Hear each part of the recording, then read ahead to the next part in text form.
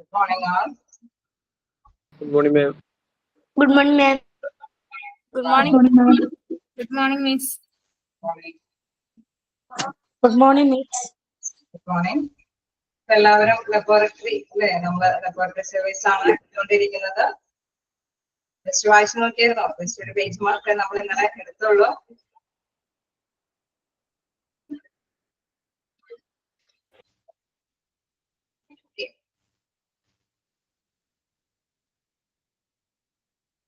എന്തെങ്കിലൊക്കെ ചെറുതായിട്ടൊക്കെ എന്തെങ്കിലും നോട്ട് ചെയ്ത് കാണും അല്ലെ? എന്തെങ്കിലൊക്കെ വായിച്ച് കുറച്ച് എനിക്ക് തോന്നുന്ന ക്വസ്റ്റ്യൻസ് മോക്ക് ടെസ്റ്റ് നമുക്ക് ഇന്നായിരിക്കും അല്ലെ ചെയ്യാനായിട്ട് പറ്റിയ അത്തരത്തിലുള്ള ചെറിയ ക്വസ്റ്റ്യൻസ് ഒക്കെയാണ് ചോദിക്കുകയുള്ളൂ. അല്ലാതെ ഡീപ്പായിട്ടുള്ള ക്വസ്റ്റ്യൻസ് ഒന്നും അതിന് ചോദിക്കില്ല. അത് ജസ്റ്റ് ഒന്ന് അറിഞ്ഞിരിക്കും. നമുക്ക് നെക്സ്റ്റ് എടുക്കാനുള്ളത്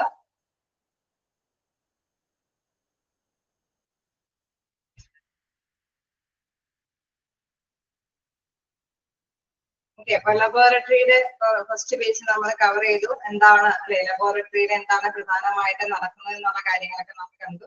ജസ്റ്റ് ഒരു ടെസ്റ്റിങ്ങും കാര്യങ്ങളും അത് ഇച്ചിയും കൂടിയും അല്ലെ ഇത്തിരി കൂടി ഭേദഗതി വരുത്തി ടെസ്റ്റിങ്ങും കാര്യങ്ങളും നടത്തുന്നുണ്ടാവും. ഇച്ചിയും കൂടിയും അല്ലെ കാര്യമായിട്ട് ചിലപ്പോ ആണെങ്കിൽ എല്ലാ ടെസ്റ്റും അല്ലെ എല്ലാ തരത്തിലുള്ള ടെസ്റ്റിങ്ങും കാര്യങ്ങളൊക്കെ നടത്തുന്ന ഒരു പ്രത്യേക, അതായത് ചിലപ്പോ ചില ലാബില് എല്ലാത്തിനുള്ള സജ്ജീകരണം ഉണ്ടാവും, ചില ലാബില് ഇങ്ങനത്തെ സജ്ജീകരണം എല്ലാത്തിനും ഉണ്ടാവണമെന്നില്ല. എന്തൊക്കെയായാലും ഇത്തരത്തിലുള്ള കാര്യങ്ങൾ വരുമ്പോൾ അതിന് പെർമിഷനും അല്ലെ എല്ലാ ലൈസൻസിങ്ങും കാര്യങ്ങളും ഉള്ള ലബോറട്ടറികൾക്ക് മാത്രമാണ് ഇതെല്ലാം സർവീസ് എന്താണ് പേഷ്യൻസിന് പ്രൊവൈഡ് ചെയ്യാനായിട്ട് സാധിക്കുകയുള്ളൂ. അപ്പൊ ഇത്തരത്തില് ഈ ലാബിന്റെ ഒരു അത് സ്പെഷ്യലായിട്ട് നമ്മൾ എടുക്കുമ്പോൾ അവിടെ ഓരോ പൊസിഷൻ അല്ലെ അത് ഹാൻഡിൽ ചെയ്യുന്നവരുണ്ട്. നമ്മൾ ജസ്റ്റ് നോക്കുമ്പോൾ എന്താണ് നമ്മളുടെ ബ്ലഡ് ഒക്കെ ചെക്ക് ചെയ്യുന്ന ഒരു പൈസ മാത്രമല്ല, അതിന്റെ ആ ഒരു വിപുലീകരണ സജ്ജീകരണത്തിന്റെ അടിസ്ഥാനത്തില് അതിന്റെ ഓരോ പൊസിഷൻ വഹിക്കുന്ന മേൽനോട്ടക്കാരൊക്കെ അവിടെയുണ്ട്. നമുക്ക് നോക്കാം അതിന്റെ പൊസിഷൻ ഹൈറാർക്കി നോക്കുമ്പോൾ എന്താണ് ഫസ്റ്റ് എന്താ പറയുന്നത് ലബോറട്ടറി ഡയറക്ടർ, അതായത് ലബോറട്ടറി ഡയറക്ടർ ഉണ്ട്, then technical supervisor, then general supervisor, then medical laboratory technician, then എന്താണ് പ്രോട്ടോസം മസ്റ്റ്, അതായത് നമ്മൾ ജസ്റ്റ് അല്ലെ ഒരു നമ്മുടെ ബ്ലഡ് ഒക്കെ ജസ്റ്റ് അത് മാത്രമായിരിക്കും നമ്മൾ എപ്പോഴും മനസ്സിലാക്കിയിരിക്കുന്നത്. അതായത് അവരെ പോലുള്ളത് റിപ്പോർട്ടോമിസ്റ്റുകളുള്ളത് മാത്രമാണ് നമ്മൾ ജസ്റ്റ് അറിയുന്നത്. അതേസമയം ഇത്തരത്തിലുള്ള ഡയറക്ടേഴ്സിനെയും സൂപ്പർവൈസേഴ്സ് ഒക്കെ ഉണ്ടാവുന്നതൊന്നും എല്ലായ്പ്പോഴും നമ്മൾ വിലയിരുത്തിന്ന് വരില്ല. അപ്പൊ ഇത്തരത്തിലുള്ള ഡിപ്പാർട്ട്മെന്റിന് അതിന്റെ ഹൈറാർക്കി അനുസരിച്ചിട്ട് ഓരോ പോസ്റ്റിലുള്ള പേഴ്സൺസ് അവിടെ വർക്ക് ചെയ്യുന്നുണ്ട്. അവരുടെ എഡ്യൂക്കേഷൻ സ്റ്റാറ്റസും അവര് എന്താണ് ഉത്തരവാദിത്തങ്ങൾ എന്നുള്ളതാണ് നമുക്ക് ജസ്റ്റ് പഠിക്കാൻ. ഓക്കെ, എന്തെങ്കിലുമൊക്കെ നോട്ട് ചെയ്യാനൊക്കെ ചില അബ്രിവേഷൻസ് ഒക്കെ ഇവിടെ കൊടുത്തിട്ടുണ്ട്. മിക്കപ്പോഴും മോക്ക് ടെസ്റ്റിലും അല്ലെങ്കിൽ നമുക്ക് മിക്കപ്പോഴും ഈ ടെസ്റ്റ് കാര്യങ്ങൾക്ക് പൊതുവെ ഈ അബ്രിവേഷൻസ് ബേസ് ചെയ്തിട്ട് ക്വസ്റ്റ്യൻസ് കാണുന്നത് കൊണ്ട് തീർച്ചയായിട്ടും അതൊക്കെ നോട്ട് ചെയ്ത് പോകാനായിട്ട് ശ്രമിക്കാം. ഞാൻ എന്തായാലും ജസ്റ്റ് നിർത്തി അങ്ങനത്തെ അബ്രിവേഷൻസ് ഒക്കെ പറഞ്ഞു തരാനായിട്ട് നോക്കാം. ഓക്കെ, അപ്പൊ നമ്മൾ ഫസ്റ്റ് നോക്കാനുള്ളത് ലബോറട്ടറി ഡയറക്ടർ ആണ്. എന്താണ് ലബോറട്ടറി ഡയറക്ടറുടെ ക്വാളിഫിക്കേഷൻ അല്ലെങ്കിൽ എഡ്യൂക്കേഷൻ ട്രെയിനിങ്, അദ്ദേഹത്തിന്റെ ആ ഒരു വിദ്യാഭ്യാസ പരിശീലനം എന്ന് പറയുന്നത് എന്താണ് ഡോക്ടറൽ ഡിഗ്രി അല്ലെ MD അല്ലെങ്കിൽ PhD പൊസിഷൻ ആണ് അദ്ദേഹത്തിന് ഉണ്ടായിരിക്കേണ്ടത്. നമുക്കറിയാം ആ ഒരു പൊസിഷൻ ഉള്ളത് അല്ലെ ഡോക്ടർ ഓഫ് മെഡിസിൻ അല്ലെങ്കിൽ PhD ഡോക്ടർ ഓഫ് ഫിലോസഫി, ആ ഒരു പൊസിഷൻ ലെവലിലുള്ള വ്യക്തികളാണ് ഡയറക്ടർ സ്ഥാനത്തേക്ക് ശുപാർശ ചെയ്യുന്നത്. അതേമാതിരി തന്നെ എന്താണ് sometimes A medical laboratory scientist board certification recommend. നമുക്കറിയാം സയന്റിസ്റ്റുകൾ അല്ലെ അതുമായി ബന്ധപ്പെട്ട സയന്റിസ്റ്റുകളെയും ബോർഡ് എന്താണ് ശുപാർശ ചെയ്യാറുണ്ട്. ഏത് സ്ഥാനത്തേക്ക്? ലബോറട്ടറി ഡയറക്ടർ സ്ഥാനത്തേക്ക്. ഓക്കെ, ക്ലിയർ അല്ലേ? ഫസ്റ്റ് ലബോറട്ടറി ഡയറക്ടർ ആണ്. അത് ഏത് പൊസിഷനിലുള്ളവരാണ്? ഡോക്ടർ ഡിഗ്രി അല്ലെ MD ഉള്ള അല്ലെങ്കിൽ PhD ഉള്ളവരാണ്. പിന്നെ അതേമാതിരി തന്നെ സയന്റിസ്റ്റ് അല്ലെ സയന്റിസ്റ്റുകളെയും ബോർഡ് സർട്ടിഫിക്കേഷൻ ഇതിനു വേണ്ടി ശുപാർശ ചെയ്യുന്നു. ഓക്കെ, നെക്സ്റ്റ് അദ്ദേഹത്തിന്റെ റെസ്പോൺസിബിലിറ്റി നോക്കാം. ക്ലിയർ അല്ലേ? സ്ക്രീനിൽ കൂടുന്നുണ്ടോ?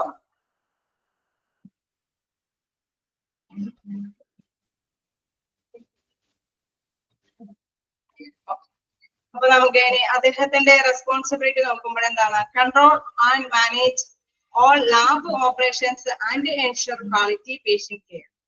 അതായത് നമുക്കറിയാം ആ ഒരു അല്ലെ അത് നോക്കിക്കഴിയുമ്പോൾ എല്ലാ തരത്തിലുള്ള ലാഭ പ്രവർത്തനങ്ങളുടെയും കൺട്രോളിങ്ങും മാനേജ്മെന്റും അല്ലെ അത് നിർവഹിക്കുന്ന ആ ഒരു കാര്യനിർവഹതാവ് എന്നുള്ള പേരിലാണ് ആരെ അറിയപ്പെടുന്നത്? ലബോറട്ടറി ഡയറക്ടറിനെ അറിയപ്പെടുന്നത്. ഓക്കെ, അപ്പൊ ലാബ് ഡയറക്ടർ എന്താണ്? അദ്ദേഹത്തിന്റെ ആ ഒരു മെയിൻ റെസ്പോൺസിബിലിറ്റി എന്താണ്? ലാബ് ഡയറക്ടറിന്റെ മെയിൻ റെസ്പോൺസിബിലിറ്റി എന്ന് പറയുന്നത് എന്താണ്? അദ്ദേഹം ആ ഒരു ലാബിലുള്ള പ്രവർത്തനങ്ങളുടെ കൺട്രോളിങ്ങും മാനേജ്മെന്റും. ടെസ്റ്റ് റിസൾട്ട്സ് വിത്ത് കൺസൾട്ടിംഗ് പാത്തോളജിസ്റ്റ്. ഇതേമാതിരി തന്നെ പരിശോധനകളുടെ വിവരങ്ങളെല്ലാം അല്ലെ പാത്തോളജിസ്റ്റുമായിട്ട് കൺസൾട്ട് ചെയ്യാനായിട്ടും ചിലപ്പോഴെങ്കിലും കൺസൾട്ട് ചെയ്യാനായിട്ടും ഇദ്ദേഹം ശ്രമിക്കാറുണ്ട്. നമുക്കറിയാം ഡയറക്ടർ പൊസിഷനിലുള്ളവര് അതിന്റെ ആ കൺട്രോളിംഗ് മാനേജ്മെന്റും അല്ലെ അതെല്ലാം നിർവഹിക്കുന്നത് ഡയറക്ടർ പൊസിഷനിലുള്ളത്. നെക്സ്റ്റ് നോക്കാനുള്ളത് ടെക്നിക്കൽ സൂപ്പർവൈസർ. എന്താണ് ടെക്നിക്കൽ സൂപ്പർവൈസറിന്റെ ആ പൊസിഷൻ എന്ന് പറയുന്നത്? അദ്ദേഹം ഡോക്ടറൽ ഡിഗ്രി അല്ലെ ഡോക്ടറൽ ഡിഗ്രി അതായത് MD ഓർ PhD ഉള്ളവരായിരിക്കാം. Maybe masters or bachelors degree experience with board certification. ചിലപ്പോഴൊക്കെ നമുക്കറിയാം ആ ഡിഗ്രി ഉള്ളവർക്ക് നല്ല എക്സ്പീരിയൻസ് ഉണ്ട് എങ്കിലും അവരെ എന്തിനു ശുപാർശ ചെയ്യാറുണ്ട്? ടെക്നിക്കൽ സൂപ്പർവൈസർ ആയിട്ട് ശുപാർശ ചെയ്യാറുണ്ട്. അപ്പൊ നമ്മള് ലാബ് ഡയറക്ടറിനെ കുറിച്ച് മനസ്സിലാക്കി. ദെൻ ടെക്നിക്കൽ സൂപ്പർവൈസർ അതിന്റെ അടുത്ത പൊസിഷനിലുള്ളവരാണ് ടെക്നിക്കൽ സൂപ്പർവൈസർ. ചിലപ്പോഴൊക്കെ നിങ്ങൾക്ക് അറിയാം ചില ക്വസ്റ്റ്യൻസുകളിലൊക്കെ അതിന്റെ ഹൈറാർക്കി അല്ലെ ആദ്യം ആരാണ് അല്ലെ അതിന്റെ അണ്ടർ ആരാണ് വരുന്നത് എന്നുള്ളത് ഇടയ്ക്കൊക്കെ ക്വസ്റ്റ്യൻസ് വരാറുണ്ട്. അങ്ങനെ വരുമ്പോഴും നമ്മൾ മസ്റ്റ് ആയിട്ട് നോട്ട് ചെയ്ത് വെക്കണം. ഏറ്റവും ടോപ്പ് പൊസിഷനിലുള്ളവര് ലബോറട്ടറി ഡയറക്ടർ ആണ്. നെക്സ്റ്റ് ടെക്നിക്കൽ സൂപ്പർവൈസർ ആണ്. ജനറൽ സൂപ്പർവൈസർ ആണ്. മെഡിക്കൽ ലബോറട്ടറി ടെക്നീഷ്യൻ ആണ്. ഓക്കെ, കുറച്ച് സ്ലോവായിട്ട് പറയാം. അപ്പോ ആ പൊസിഷൻ ഹൈറാർക്കി എന്ന് പറയുമ്പോൾ നമുക്കറിയാം അതിന്റെ ഒരു ശ്രേണിയാണ് അല്ലെ. ആ ശ്രേണി എന്ന് പറയുമ്പോൾ ഏറ്റവും ടോപ്പിലുള്ളവർ ആരാണ്? ഡയറക്ടർ പൊസിഷനിലുള്ളത്, ലബോറട്ടറി ഡയറക്ടർ പൊസിഷനിലുള്ളത്. എന്നാൽ അതിന്റെ താഴേക്ക് വരുമ്പോൾ എന്താണ്? ടെക്നിക്കൽ സൂപ്പർവൈസറിന്റെ പോസ്റ്റാണ്.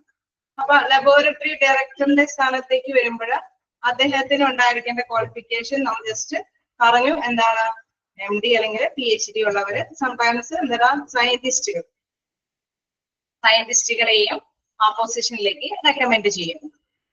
അവരുടെ ഡ്യൂട്ടി നമ്മൾ ഡിസ്കസ് ചെയ്തു. എന്തായിരുന്നു അവരുടെ റെസ്പോൺസിബിലിറ്റി എന്ന് പറയുന്നത്? എന്ത് റെസ്പോൺസിബിലിറ്റി ആണ് ഡയറക്ടറിനുള്ളത്?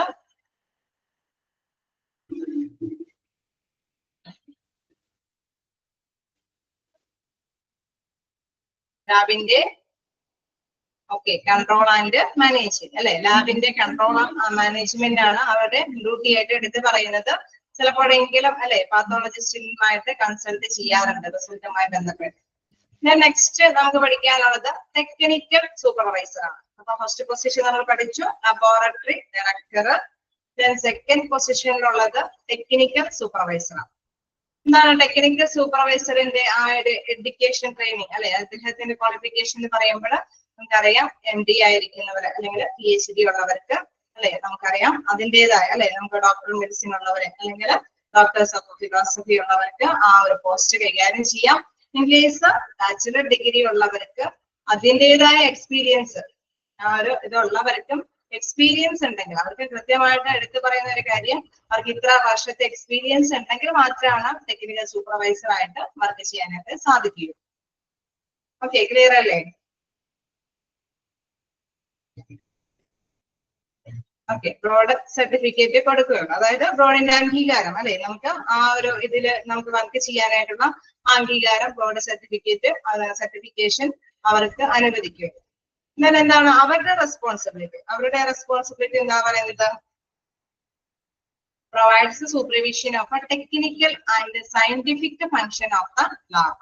അതായത് ലാബിന്റെ ശാസ്ത്രീയമായിട്ടുള്ള അല്ലെങ്കിൽ സാങ്കേതികവുമായിട്ടുള്ള പ്രവർത്തനങ്ങളുടെ മേൽനോട്ടം അല്ലെ. സൂപ്പർവിഷൻ എന്ന് പറയുമ്പോൾ നമുക്കറിയാം മേൽനോട്ടമാണ്.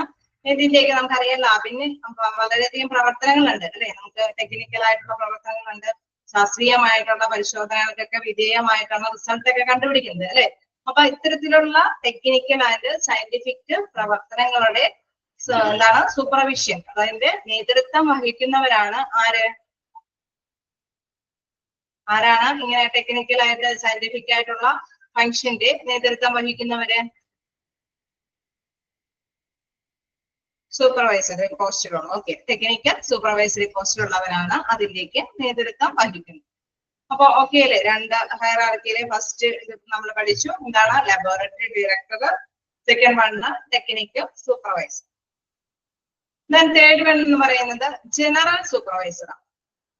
എന്താണ് ജനറൽ സൂപ്പർവൈസർ? ജനറൽ സൂപ്പർവൈസർ എന്ന് പറയുമ്പോൾ may be the same person as the lab director or technical supervisor. നമുക്ക് ആകാം അല്ലെ ഇങ്ങനെയുള്ള പൊസിഷനിൽ ഇരിക്കുന്നത്, അതായത് ഡയറക്ടറിന്റെ സ്ഥാനോ അല്ലെങ്കിൽ സൂപ്പർവൈസറിന്റെ സ്ഥാനം വഹിക്കുന്നവർക്കും വേണമെങ്കിൽ ഏത് പൊസിഷൻ ആകാം? ജനറൽ സൂപ്പർവൈസർ ആകാം. Depending on the lab and experience MLs or MT or MLT may qualify.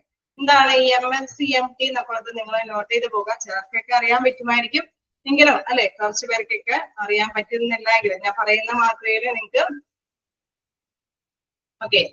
അവർക്ക് അങ്ങനെ പറയുന്ന മാത്രമേ നമുക്ക് ചെയ്യാൻ പറ്റും അല്ലെ നമുക്ക് മനസ്സിലാക്കാൻ പറ്റാത്തവരൊന്ന് ടൈപ്പ് ചെയ്ത് പോവുക. ആർക്കെങ്കിലും അത് നോട്ട് ചെയ്യാൻ എളുപ്പമായിരിക്കും. MS എന്ന് പറയുന്നത് എന്താണ്? Medical laboratory scientific.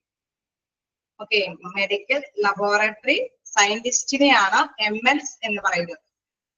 Medical laboratory scientist. ആർക്കെങ്കിലും അല്ലെ അറിയാമെങ്കിൽ ഒന്ന് ടൈപ്പ് ചെയ്താൽ ബാക്കി എല്ലാവർക്കും പെട്ടെന്ന് തന്നെ നോട്ട് ചെയ്യാൻ സാധിക്കും. MLs എന്നുള്ളത് അത് എന്താന്ന് ഉദ്ദേശിക്കുന്നത്? Medical laboratory scientist.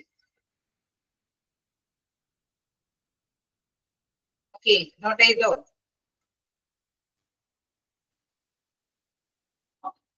നെക്സ്റ്റ് പറയുന്നത് MT. MT എന്ന് പറയുന്നത് മെഡിക്കൽ ടെക്നോളജിസ്റ്റ്. എന്താണ് പറയുന്നത്? Medical technologist.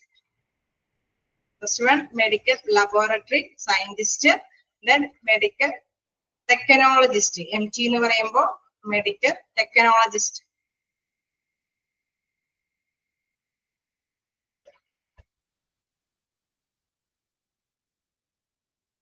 ദെൻ MLT നോക്കാം. MLT medical technologist.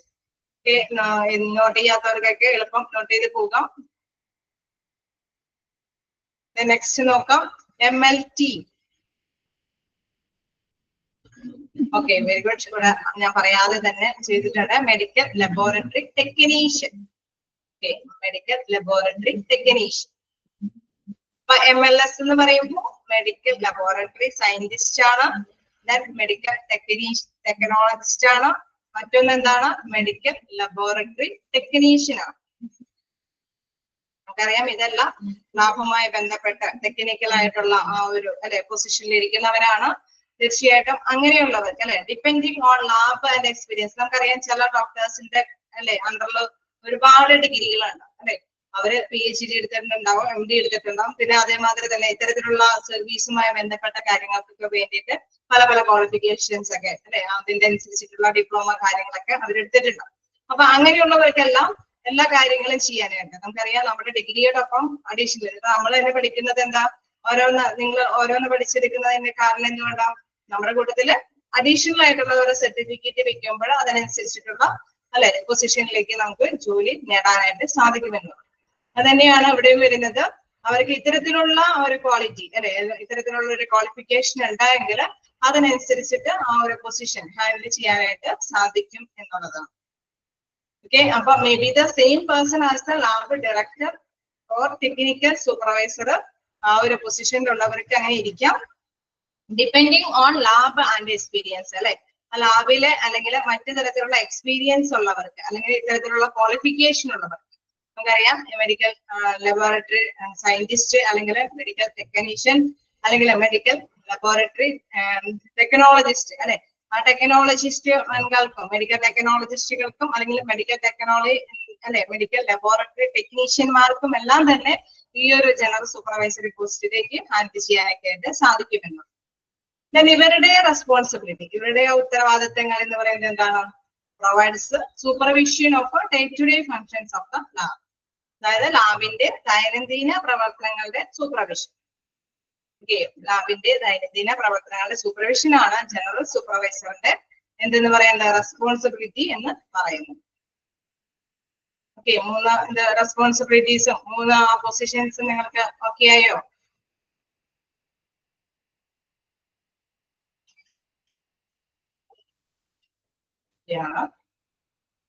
നമുക്ക് നെക്സ്റ്റിലേക്ക് നോക്കാം. എന്താണ് മെഡിക്കൽ ലബോറട്ടറി ടെക്നീഷ്യൻ. അതായത് നമ്മൾ കണ്ടു അല്ലെ, medical laboratory technician may qualify എന്ന് നമ്മൾ കണ്ടു. ആ ഒരു എന്താണ് അടുത്ത ഒരു പോസ്റ്റ് വരുന്നത് medical laboratory technician. Medical laboratory ടെക്നീഷ്യന്റെ കാര്യത്തിൽ നോക്കാം. Associate degree and completion of accredited MLT. അതായത് നമ്മൾ പറഞ്ഞ അല്ലെ മെഡിക്കൽ ലബോറട്ടറി ടെക്നീഷ്യന്റെ ആ ഒരു അക്രഡിറ്റേഷൻ നമുക്കറിയാം, അതിന്റെ അധികാരം അല്ലെ, ആ ഒരു അധിക യോഗ്യതയുള്ളവർക്കാണ് ഇത്തരത്തിലുള്ള കാര്യങ്ങൾ ചെയ്യാനായിട്ട് അല്ലെ, നമുക്ക് ലൈസൻസിങ് കാര്യങ്ങളൊക്കെ കൈകാര്യം ചെയ്ത് കൊടുക്കണം. ആ ഒരു യോഗ്യതയുള്ളവർക്കാണ് ഇതിന്റെ. ഇപ്പൊ നമുക്കറിയാം ചില ഡോക്ടേഴ്സ് അല്ലെ എന്ത് ടെസ്റ്റിങ് കാര്യങ്ങളൊക്കെ നടത്തുമ്പോൾ അവർ അതിന്റെ ഒപ്പം സൈനൊക്കെ നിട്ടിട്ടാണ് വിടുന്നത് അല്ലെ. അതെന്താണ്, അധികാരമുള്ളവർക്ക് മാത്രമേ ഇത് കൈകാര്യം ചെയ്യാനായിട്ട് പാടുള്ളൂ എന്ന് പറഞ്ഞാൽ മാത്രമേ തന്നെ ലാബിലും ഇത്തരത്തിലുള്ള കാര്യങ്ങളൊക്കെ ചെയ്യുമ്പോൾ അതിന് അധികാര ലൈസൻസിങ് കാര്യങ്ങളൊക്കെ വേണ്ടി വരും. അതുകൊണ്ട് തന്നെയാണ് ഇവിടെ പറയുന്നത് program license or certification may be required by employers. അതായത് ലൈസൻസിങ് സർട്ടിഫിക്കറ്റ് ആവശ്യം വന്നേക്കുണ്ടായെങ്കിൽ അല്ലെ വന്നേക്കാം, അതിനുള്ള സാധ്യതയുള്ളത് കൊണ്ട് തന്നെ ഇത്തരത്തിലുള്ള ആ ഒരു യോഗ്യതയുള്ളവർക്ക് മാത്രമാണ് ഈ ടെക്നീഷ്യൻ ആ ഒരു ലെവലിൽ വർക്ക് ചെയ്യാനായിട്ട് സാധിക്കുക. Medical laboratory technician. അപ്പൊ MLT സർട്ടിഫിക്കറ്റ് അല്ലെ, അത്തരത്തിലുള്ള സർട്ടിഫിക്കറ്റിന്റെ അംഗീകാരം കിട്ടിയവര് അല്ലെങ്കിൽ എന്താണ് സർട്ടിഫിക്കറ്റ് പ്രോഗ്രാം ലൈസൻസർ അല്ലെ, അത്തരത്തിലുള്ള സർട്ടിഫിക്കറ്റ് ഇഷ്യൂ ചെയ്യാനുള്ള ലൈസൻസർ, അങ്ങനെയുള്ളവർക്ക് മാത്രമാണ് ഈ ഒരു പൊസിഷനിൽ ഹാൻഡിൽ ചെയ്യാനായിട്ട് സാധിക്കുകയുള്ളൂ. ദെൻ അവരുടെ ഡ്യൂട്ടി എന്താണ്? Performs customary test and quality control on test under supervision MLS or MT. അപ്പൊ MLS എന്ന് പറയുമ്പോൾ നമ്മൾ കണ്ടായിരുന്നു അല്ലെ, എന്താണ് MLS എന്ന് പറയുന്നത്? Medical laboratory scientist. അല്ലെങ്കിൽ എന്താണ് MT എന്ന് പറയുന്നത്? എന്താണ്? മെഡിക്കൽ ടെക്നോളജിസ്റ്റ് അല്ലെ. മെഡിക്കൽ ടെക്നോളജിസ്റ്റിന്റെയൊക്കെ നമ്മൾ അവരുടെയൊക്കെ അണ്ടറിൽ അല്ലെ നമ്മളിപ്പോ കുറച്ച് ചില ടെസ്റ്റുകളെല്ലാം ഗുണനിലവാരം ഉറപ്പുവരുത്തണം അല്ലെ. നമ്മളിപ്പോ ടെസ്റ്റ് നടത്തിയിട്ട് അതിന്റെ റിസൾട്ട് നമുക്ക് എല്ലാം അങ്ങനെ കൈകാര്യം ചെയ്യാനൊന്നും സാധിക്കില്ല. അതിന്റെ ഗുണനിലവാരം ഉറപ്പുവരുത്തിയാൽ മാത്രമാണ് അതിന്റെ വാലിഡിറ്റി ഉണ്ടാവും അല്ലെ. അപ്പൊ ആ ഗുണനിലവാരം ഉറപ്പുവരുത്തണമെങ്കിൽ തീർച്ചയായിട്ടും ഈ പതിവ് ടെസ്റ്റുകളിലൊക്കെ അല്ലെ അതിന്റെ ആ ഒരു നിലവാരം ഉറപ്പുവരുത്തുന്നതിനുള്ള ആ ഒരു ഡ്യൂട്ടിയാണ് ആർക്കുള്ളത്? മെഡിക്കൽ ലബോറട്ടറി ടെക്നീഷ്യന് ഉള്ളത്. ഓക്കെ, അപ്പൊ ആരുടെയൊക്കെ സൂപ്പർവിഷൻ ആണ്? MLS അല്ലെങ്കിൽ MT. ഓക്കെ, ലൈസൻസ് ഉള്ളവർക്കും കംപ്ലീഷൻ ഓഫ് MLT ഉള്ളവർക്കും അല്ലെ അവർക്ക് മാത്രമാണ് ശരിക്കും പറഞ്ഞു കഴിഞ്ഞാൽ ഇത്തരത്തിലുള്ള നിലവാരം ഉറപ്പുവരുത്താനായിട്ട് സാധിക്കുകയുള്ളൂ എന്നുള്ളതാണ്. അപ്പൊ ആ ഒരു റെസ്പോൺസിബിലിറ്റി ആണ് ഇവിടെ എടുത്ത് പറയുന്നത്. ഇതാണ് performs customary test and quality control on test under supervision MLS or MT. അപ്പൊ നമുക്കറിയാം പതിവ് പരിശോധനയും ഗുണനിലവാരമൊക്കെ നമുക്ക് ഉറപ്പാക്കിയാൽ മാത്രമാണ് അതിന് വാലിഡിറ്റി ഉള്ളൂ അല്ലെ. അപ്പൊ അതിന് അംഗീകാരം ലഭിച്ചിരിക്കാൻ അതാണ് അവരുടെ പ്രധാനപ്പെട്ട ഉത്തരവാദിത്വം. നെക്സ്റ്റ് ലാസ്റ്റ് ഇതിലുള്ളത് അല്ലെ, നമ്മളിപ്പോ ഇത്രയും കണ്ടു. എന്താണ്? ഡയറക്ടറുടെ സ്ഥാനം കണ്ടു, technical supervisor, general supervisor, medical laboratory technician. Next നമുക്ക് പഠിക്കാനുള്ളത് എന്താണ്? ഫ്ലിപ്പോഡോമിസ്റ്റ്. എന്താണ് ഫ്ലിപ്പോഡോമിസ്റ്റ് എന്ന് പറയുന്നത്? ഫ്ലിപ്പോഡോമിസ്റ്റ് എന്ന് പറയുമ്പോൾ നമുക്കറിയാം നമ്മളുടെ അല്ലെ നമ്മളിപ്പോ പേഷ്യന്റ് ആയിട്ട് ചെല്ലുമ്പോൾ സാധാരണയായിട്ട് നമുക്ക് ബ്ലഡ് ഒക്കെ എടുത്തു കൊണ്ടുപോകുന്ന വ്യക്തി അല്ലെ, ആ ഒരു വർക്ക് കൈകാര്യം ചെയ്യുന്നവരാണ് ഫ്ലിപ്പോഡോമിസ്റ്റ് എന്ന് പറയുന്നത്. PPT നമ്മൾ ജസ്റ്റ് ഒന്ന് കാണുമ്പോൾ അതൊക്കെ ഒന്ന് ഓർത്ത് വെച്ചേക്കുക. PPT എന്ന് പറയുന്നത് എന്താണ്? ഫ്ലിപ്പോഡോമിസ്റ്റ് ആണ്. എന്താണ് അതിൽ ആ ഒരു ക്വാളിഫിക്കേഷൻ നേടണമെങ്കിൽ നമുക്കറിയാം ചെറിയൊരു ഡിഗ്രി അല്ലെ, നമ്മുടെ ആ ഒരു 6 month കോഴ്സോ അങ്ങനെയുള്ള കോഴ്സ് മതി. High school degree and training of work experience കുറച്ച് ഡിഗ്രി അല്ലെ, കുറച്ച് ക്വാളിഫൈഡ് ആയിട്ടുള്ള പേഴ്സൺസ് മാത്രം അല്ലെ മതി. അതിന്റെ ക്വാളിഫിക്കേഷൻ അത്രയും ആവശ്യമുള്ളൂ. പക്ഷെ അവർക്ക് എക്സ്പീരിയൻസും ആവശ്യമാണ് അല്ലെ. നമുക്ക് അറിയാം തീർച്ചയായിട്ടും വെറുതെ ഉള്ളവർക്കൊന്നും ആ ബ്ലഡ് ഒന്നും എടുത്തുകൊണ്ട് പോകാൻ സാധിക്കില്ല അല്ലെ. ദെൻ എന്താണ് അവരുടെ എന്താണ് റെസ്പോൺസിബിലിറ്റി? എന്താ പറയുന്നത്? Gathers blood samples from patients for lab test. അപ്പൊ ബ്ലഡ് എടുക്കുക അല്ലെ, അത് സാമ്പിളുകൾ എടുക്കുക പേഷ്യൻസിൽ നിന്ന്, അത് ഇനിയിട്ട് ലാബിലേക്ക് ടെസ്റ്റിന് കൊടുക്കുക അല്ലെ. അത്തരത്തിലുള്ള പ്രധാനപ്പെട്ട ഡ്യൂട്ടിയാണ് ആർക്കുള്ളത്? ഫ്ലിപ്പോഡോമിസ്റ്റിന് ഉള്ളത്. ഓക്കെ, ജസ്റ്റ് വായിച്ചു നോക്കാം.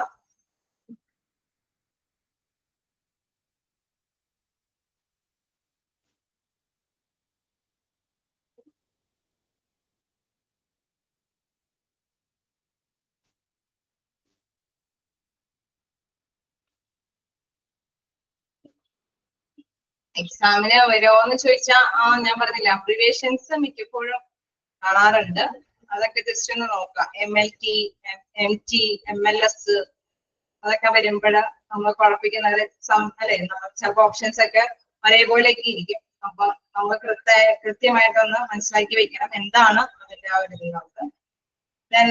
പിന്നെ ഈ ഹൈറാർക്കിയുടെ ചിലപ്പോഴൊക്കെ കാണാറുണ്ട് എന്താണ് അല്ലെ ഏറ്റവും ടോപ്പില് വരുന്ന, അല്ലെങ്കിൽ ഇടയ്ക്ക് ആരുടെ അണ്ടറിലാണ് ജനറൽ സൂപ്പർവൈസർ വരുന്നത്. നമുക്കറിയാം ടെക്നിക്കൽ സൂപ്പർവൈസറുടെ അണ്ടറിലാണ് ജനറൽ സൂപ്പർവൈസർ അല്ലെ വരുന്നത്. ആ ഒരു ഹൈറാർക്കി ശ്രേണിയുടെ കാര്യത്തില് ഈ ഒരു ഓർഡർ ജസ്റ്റ് ഒന്ന് പഠിച്ചു വെക്കാം. ഡയറക്ടർ ആണ്, ദെൻ ടെക്നിക്കൽ സൂപ്പർവൈസർ ആണ്, പിന്നെ അതിനുശേഷം ജനറൽ സൂപ്പർവൈസർ ആണ്, പിന്നെയാണ് medical laboratory technician, then റിപ്പോർട്ടറിസ്റ്റ്.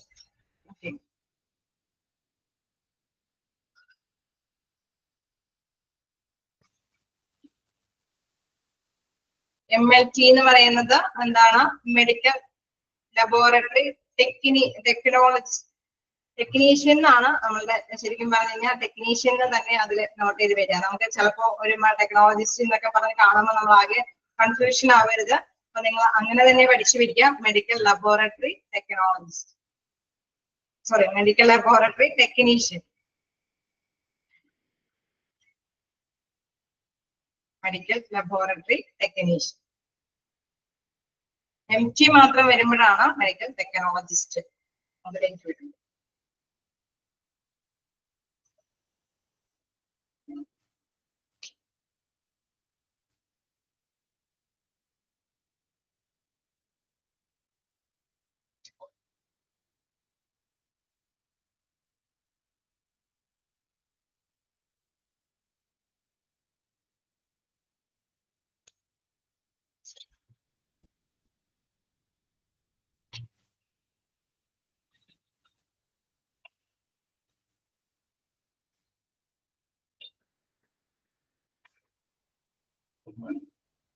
Okay, clear ആണോ? പക്ഷെ നോക്കിയോ? താഴേക്ക് പോയിക്കോട്ടെ.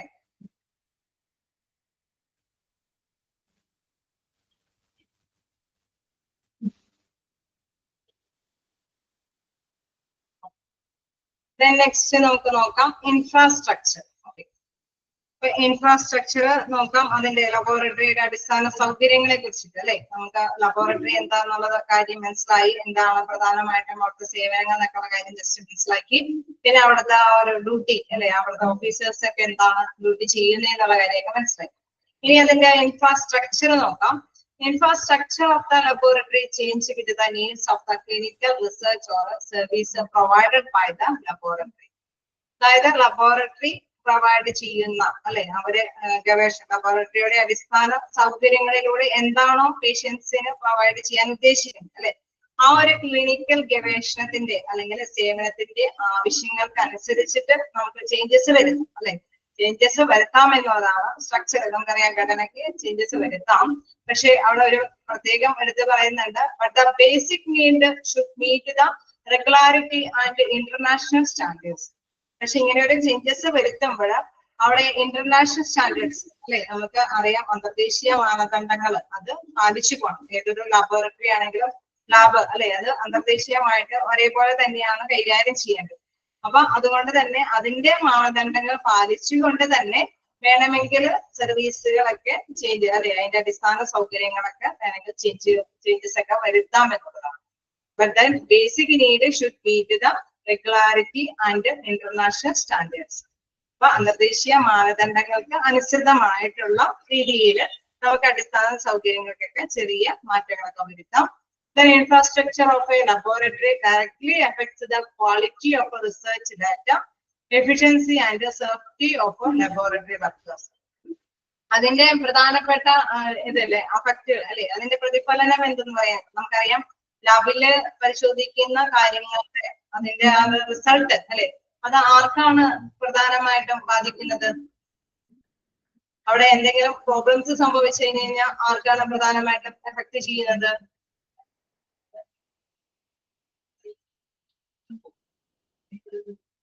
പേഷ്യൻസിന്, പിന്നെ വർക്കേഴ്സിന് അല്ലെ, വർക്കേഴ്സിനൊക്കെ അല്ലെ അവിടെയുള്ള നമുക്കറിയാം ഒരു അടിസ്ഥാന സൗകര്യത്തിന്റെ ബേസിൽ അവിടെ ലാബ് സ്ഥിതി ചെയ്യുന്നു. അപ്പൊ അവിടെ എന്തെങ്കിലും പ്രോബ്ലംസ് സംഭവിക്കുന്നുണ്ടെങ്കിൽ തീർച്ചയായിട്ടും അവിടെ വർക്ക് ചെയ്യുന്ന അവരുടെ സുരക്ഷയെ അത് ബാധിക്കും അല്ലെ. അപ്പൊ അതുകൊണ്ട് തന്നെയാണ് പറയുന്നത് ഗവേഷണ ഡാറ്റയുടെ ഗുണനിലവാരം അല്ലെ, അതെല്ലാം ലബോറട്ടറി തൊഴിലാളികളുടെ ഗുണനിലവാരം കൂടി കാര്യക്ഷമതയെ കൂടി ബാധിക്കാനായിട്ട് സാധ്യതയുള്ളത് കൊണ്ട് അതും കൂടി ശ്രദ്ധ കേന്ദ്രീകരിച്ചിട്ട് വേണം ഇൻഫ്രാസ്ട്രക്ചർ കൈകാര്യം ചെയ്യാനായിട്ട്. അപ്പൊ അടിസ്ഥാന സൗകര്യങ്ങൾ എന്ന് പറയുന്നത് ഡയറക്റ്റ്ലി എഫക്ട് വരുന്നത് എന്താണ്, ഒന്നില്ലെങ്കിൽ ഗവേഷണത്തിന്റെ ആ ഡാറ്റകൾ നമുക്ക് മനസ്സിലായി പേഷ്യൻസിന്റെ ആ സാമ്പിളുകൾ പരിശോധിക്കുമ്പോഴുള്ള റിസൾട്ടുകൾ അത് എഫക്ട് ചെയ്യുന്നത് പേഷ്യൻസിനാണ് അല്ലെ. അപ്പൊ ആ ഗവേഷണത്തിന്റെ ക്വാളിറ്റിയെ അത് ബാധിക്കുന്നു. ഒപ്പം തന്നെ അവിടെയുള്ള വർക്കേഴ്സിനെയും കൂടി അല്ലെ അവരുടെ സുരക്ഷയും കൂടി കാര്യക്ഷമതയെ കൂടിയൊക്കെയാണ് ബാധിക്കുന്നത് അല്ലെ. ശരിക്കും എന്താണ് ഇൻഫ്രാസ്ട്രക്ചർ എന്ന് പറയുന്നത് ആ ഘടനയാണ് അല്ലെ, ആ ഒരു ലാബിന്റെ ഘടനയാണ്. അതിലെന്തെങ്കിലും മാറ്റേഴ്സ് അല്ലെ എന്തെങ്കിലും ഡിഫക്ട്സുകൾ വന്നു കഴിഞ്ഞാൽ പ്രധാനമായിട്ടും എന്താണ് റിസർച്ച് അവിടെ നടത്തുന്ന ഒരു ഗുണനിലവാരം നമ്മുടെ ടെസ്റ്റിങ്ങും കാര്യങ്ങളൊക്കെ നടത്തുന്നതിന്റെ ആ ഡാറ്റകൾക്ക് പ്രോബ്ലം സംഭവിക്കും. അതോടൊപ്പം തന്നെ അവിടുത്തെ വർക്കേഴ്സിന് സേഫ്റ്റിക്കൊക്കെയാണ് അല്ലെങ്കിൽ അവരുടെ കാര്യക്ഷമതയ്ക്കൊക്കെയാണ് എഫക്റ്റ് വരുന്നത്. ഇതാണ് നെക്സ്റ്റ്. അതുകൊണ്ട് പറയാണ് the management of laboratory is responsible for providing sufficient resources to staff to guarantee efficient working of laboratory.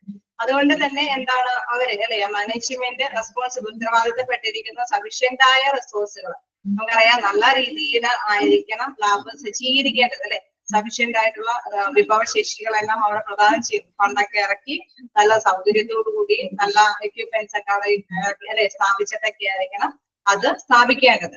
നല്ല ഒരു അല്ലെ നല്ലൊരു കാര്യക്ഷമമായിട്ടുള്ള രീതിയിലാണ് സ്ഥാപിക്കുകയെങ്കിൽ മാത്രമാണ് അവർക്ക് സുരക്ഷിതയോട് കൂടിയിട്ട് അല്ലെ നല്ല ഗ്യാരണ്ടിയോട് കൂടിയിട്ട് അവിടെയുള്ള വർക്കേഴ്സിനൊക്കെ വർക്ക് ചെയ്യാനായിട്ട് സാധിക്കുകയുള്ളൂ.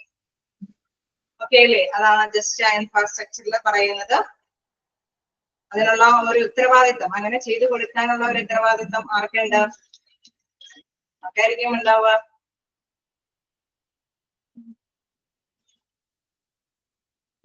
റിസോഴ്സും ഫണ്ടും എല്ലാ കാര്യങ്ങളൊക്കെ അനുവദിച്ചു കൊടുക്കാനുള്ള ഉത്തരവാദിത്വം ആർക്കാണ് റെസ്പോൺസിബിൾ ആയിട്ടിരിക്കുന്നത്? ആർക്കായിരിക്കും?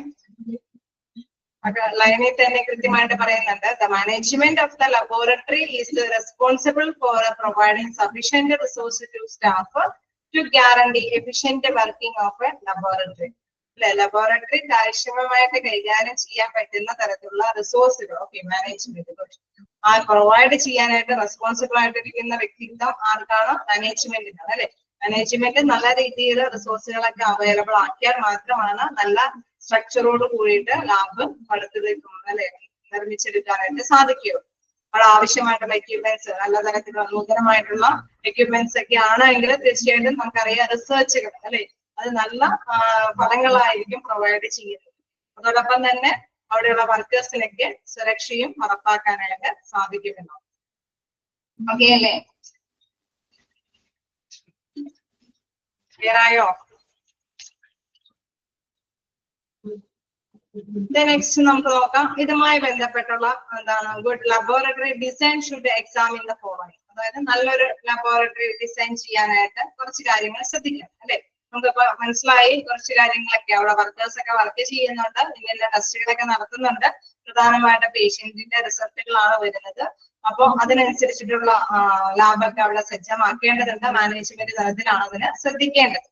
ഇനി അതുമായി ഡിസൈൻ കാര്യങ്ങളിൽ ശ്രദ്ധിക്കേണ്ട കുറച്ച് കാര്യങ്ങളാണ് പറയുന്നത്. എന്താണ് ഫസ്റ്റ് പറയുന്നത്? Signature within or outside the facility should be made available. അതായത് നമുക്ക് എല്ലാത്തും അല്ലെ പുറത്തു നിന്നാണെങ്കിലും ഉള്ളിൽ നിന്നാണെങ്കിലും എന്താണ് സൗകര്യങ്ങൾ നമുക്ക് കൃത്യമായിട്ട് തന്നെ സിഗ്നേച്ചർ എന്ന് പറയുമ്പോൾ എന്താണ്? സിഗ്നേച്ചർ എന്ന് പറയുമ്പോൾ അടയാളങ്ങളാണ്, അടയാളപ്പെടുത്തണം അല്ലെ. നമ്മളിപ്പോ ലബോറട്ടറിയിൽ ചെല്ലുമ്പോഴേ നമുക്കറിയാം ഇന്ന സ്ഥലത്ത് നമ്മള് ഇത് അല്ലെ നമുക്ക് എന്തെങ്കിലും ഓക്കെ ബോർഡ് അപ്പൊ ഇന്ന സ്ഥലത്ത് നിങ്ങൾ സാമ്പിളുകൾ വെക്കുക അങ്ങനെയൊക്കെ കൃത്യമായിട്ട് തന്നെ അടയാളങ്ങൾ അവിടെ രൂപപ്പെടുത്തി കൊടുത്തിട്ടുണ്ടാവും അല്ലെ. നമ്മൾ അതനുസരിച്ചിട്ടാണ് പേഷ്യൻസ് അവരുടെ സാമ്പിളുകളൊക്കെ കൊണ്ടുവന്ന് അവിടേക്ക് വെക്കുന്നത്. ഇന്ന സ്ഥലത്ത് നിങ്ങൾ പ്രവേശിക്കരുത് എന്നൊക്കെ പ്രത്യേകം മാർക്ക് ചെയ്തൊക്കെ കാണിച്ചിട്ടുണ്ട്. തിരിച്ചറിയാൻ ഐഡന്റിഫിക്കേഷന് വേണ്ടിയിട്ടുള്ള അടയാളങ്ങൾ, അതാണ് സിഗ്നേച്ചർ എന്ന് ഉദ്ദേശിക്കുന്നത്. Okay.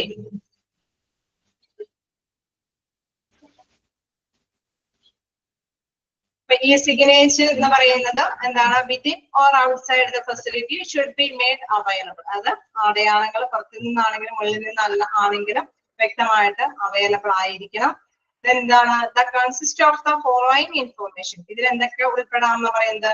Name, registration number, service of word, working hours, contact number, fees for different test and services. അതായത് നമ്മളിപ്പോ ലാബിൽ ചെല്ലുമ്പോൾ തന്നെ നമുക്ക് ഒരുപാട് നമ്മളിപ്പോ ടെസ്റ്റ് ചെയ്യാനുള്ള സംഭവങ്ങൾ എവിടെ വെക്കണമെന്ന് ചോദിക്കുമ്പോൾ അല്ലെ, അതിന്റെ ആ ഒരു സാമ്പിളുകൾ എവിടെ വെക്കണമെന്ന് ചോദിക്കുമ്പോൾ തന്നെ അതിൻ്റെതായ കുറച്ച് ഡീറ്റെയിൽസും കൂടി അറിയണമെന്ന് തീർച്ചയായിട്ടും പേഷ്യൻസ് ആഗ്രഹിക്കും ഇല്ലേ? ആഗ്രഹിക്കാറില്ലേ? എന്താണാവോ ഈ ടെസ്റ്റിന്റെ എത്രത്തോളം ഫീസാണാവോ, അല്ലെങ്കിൽ ഇതെങ്ങനെ ഈ ലാബ് നല്ല എന്താണ് ക്വാളിഫൈഡ് ആയിട്ടുള്ള ടെക്നീഷ്യൻ അല്ലെ അവരൊക്കെയാണോ അവിടെ പ്രവർത്തിക്കുന്നത്, അതിന്റെ രജിസ്ട്രേഷൻ ഒക്കെ ഉണ്ടോ, അങ്ങനെ പല പല ക്വസ്റ്റ്യൻസും പേഷ്യൻസിന്റെ മുമ്പിൽ ഉണ്ടാവും ഇല്ലേ? തോന്നാറില്ലേ അങ്ങനെയൊക്കെ? അപ്പൊ അങ്ങനെ വരുമ്പോ തീർച്ചയായിട്ടും ഇതിന്റെ ഒരു അവയർനെസ് അല്ലെ, ഇതിന്റെ ആ ഒരു രൂപരേഖ പേഷ്യൻസിന് കിട്ടത്തക്ക വിധത്തില് എല്ലാ ഇൻഫോർമേഷൻസും അവിടെ രേഖപ്പെടുത്തിയിട്ടുണ്ടാവണം. സിഗ്നേച്ചർ ചെയ്ത് അല്ലെ അടയാളപ്പെടുത്തി ഇതിന്റെ രജിസ്റ്റർ നമ്പർ എത്രയാണ്, ഇതിന്റെ പേര് ഇതാണ് അല്ലെ, സർവീസോ എന്തൊക്കെ സർവീസുകളാണ് ഇത് പ്രദാനം ചെയ്യുന്നത്, അല്ലെങ്കിൽ എത്ര സമയമാണ് ഇത് വർക്കിംഗ് അവേഴ്സ് ആയിട്ട് കൈകാര്യം ചെയ്യുന്നത്, then എന്താണ് അതിന്റെ ഫീസ് അല്ലെ, ഓരോരോ ടെസ്റ്റിന്റെയും ഫീസുകൾ, അല്ലെങ്കിൽ ഇതിന്റെ സർവീസ് എങ്ങനെയാണ്, ഏത് സമയത്താണ് നമുക്ക് ഇതിന്റെ റിസൾട്ട് കിട്ടുക, എപ്പോഴാണ് നമുക്ക് ടെസ്റ്റിന് വരേണ്ടത്, എന്തൊക്കെ സംഭവങ്ങൾ അല്ലെ ടെസ്റ്റിന് വരുമ്പോൾ എന്തൊക്കെ സംഭവങ്ങൾ കൊണ്ടുവരണം, അല്ലെങ്കിൽ ഏത് രീതിയിൽ ഒരുങ്ങി വരണം എന്നുള്ള പ്രാഥമിക നിർദ്ദേശങ്ങളെല്ലാം അവിടെ കൃത്യമായിട്ട് അടയാളപ്പെടുത്തിയിരിക്കണം. ഇതാണ് ഫസ്റ്റ് വരുന്നത്.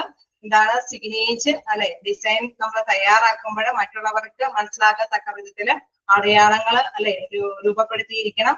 അതിൽ പ്രധാനപ്പെട്ട ഐറ്റംസ് എന്ന് പറയുന്നത് ഇത്തരത്തിലുള്ള രജിസ്ട്രേഷൻ നമ്പറും, സർവീസ് എന്തൊക്കെ സർവീസ് ആണ്, അതിന്റെയൊക്കെ എക്സ്പെൻസ് എത്രത്തോളമാണ്, അതല്ലെങ്കിൽ കോണ്ടാക്ട് നമ്പർ. നമുക്കറിയാം എപ്പോഴും വരെ എപ്പോഴും ബിസിയാണ് എല്ലാവരും, അപ്പൊ നമുക്ക് കോണ്ടാക്ട് നമ്പർ വിളിച്ച് റിസൾട്ട് ഒക്കെ അറിയാൻ പറ്റുമോ എങ്കിൽ അതുമായി ബന്ധപ്പെട്ട കോണ്ടാക്ട് നമ്പർ, അല്ലെങ്കിൽ വർക്കിംഗ് അവേഴ്സ്, അതെല്ലാം തന്നെ അതിൽ കൃത്യമായിട്ട് തന്നെ ഉൾപ്പെടുത്തിയിട്ടുണ്ടായിരിക്കണം.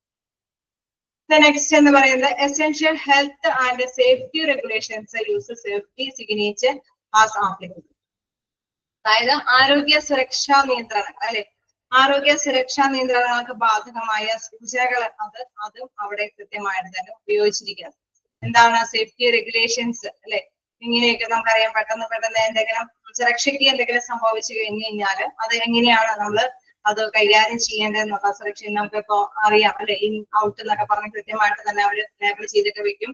ഇനി സുരക്ഷാ കാര്യങ്ങൾ, എമർജൻസി എക്സിറ്റ് കാര്യങ്ങളൊക്കെ എന്തെങ്കിലും ഉണ്ടെങ്കിൽ അതൊക്കെ കൃത്യമായിട്ട് തന്നെ അവിടെ അവൈലബിൾ അല്ലെ, ആപ്ലിക്കബിൾ ആക്കിയിരിക്കണം.